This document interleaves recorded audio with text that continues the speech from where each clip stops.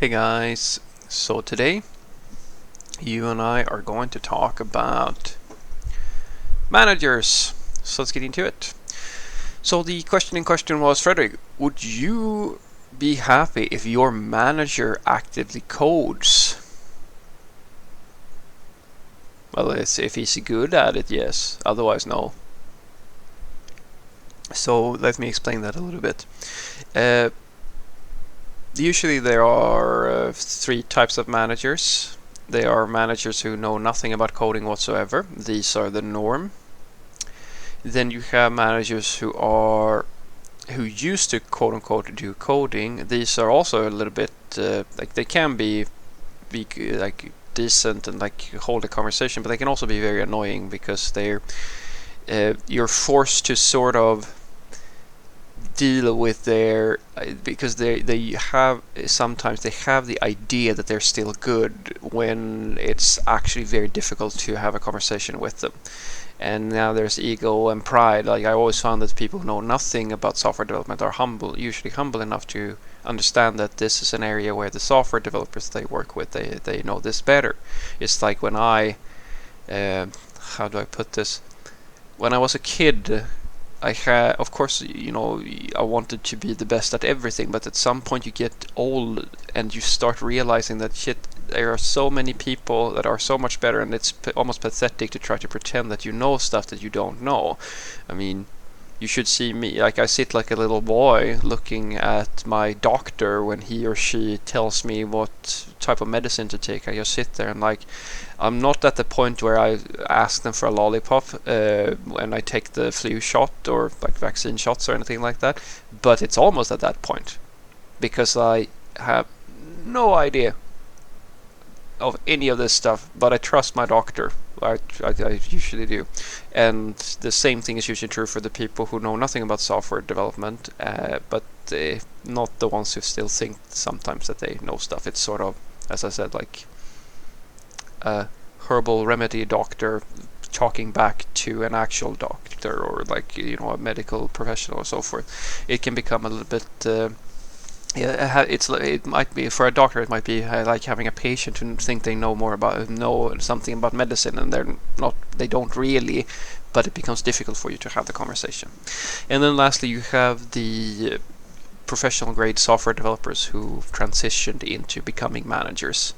These are definitely people that are very nice to work with because they understand the value. They will truly, in my opinion, these are the people who do the best, and it's not just because they can do the coding, because the reality is then that when you become a manager, you don't really have time to do the coding. It's not sort of what you're supposed to be doing, even though you can, but it makes it a lot easier to have a conversation and motivate and explain why things are being done in a certain way. A lot of the projects that software developers do, some of them are everything from refactoring to improving things like workflows, investigations, and so forth. And it becomes very easy for a manager who is really good at the software to understand why the people are doing what they're doing, so you can be involved in a completely different way.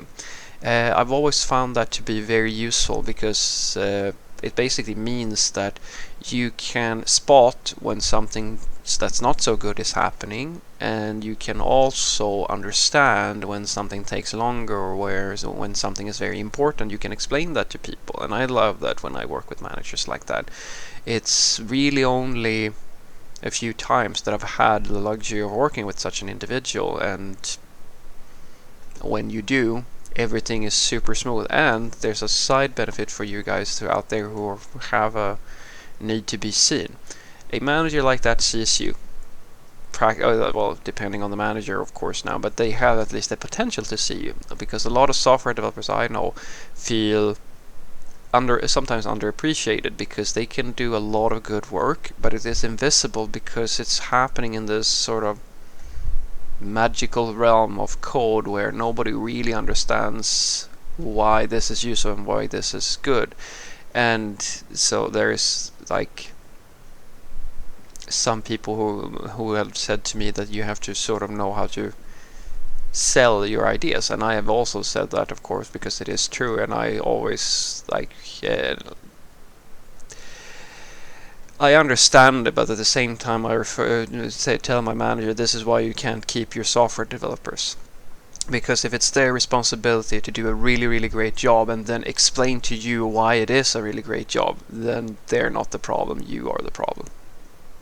It's really weird that in order for you to get appreciation for the work that you do, you have to prove, you have to go out of your way to make people notice that. The people who want to do that, they more power to them, but most software developers don't have the energy to do that. Luckily for them, if they're unhappy with the way they're treated, they have usually the option to go and work wherever the hell they want. And yet tons of companies have no idea how to fix that problem. And as I'd like to say, that fixing the problem is super easy. It really is super easy, conceptually at the very least. It's just that I think that it's borderline impossible for the average manager or software company to fix this problem.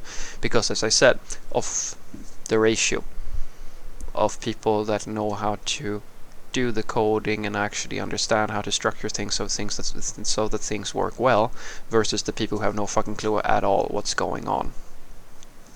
So what I want you to take away from this is that yes, I would say that if I deal with a manager who is really good at coding, then it's a treat, because it basically means that all the things are where there should be. It's sort of like, I suspect anybody who works for anybody, where if you're dealing with a manager who, for example, doesn't know anything about the work that you do, it might be more difficult for you to get any type of appreciation for the work that you do.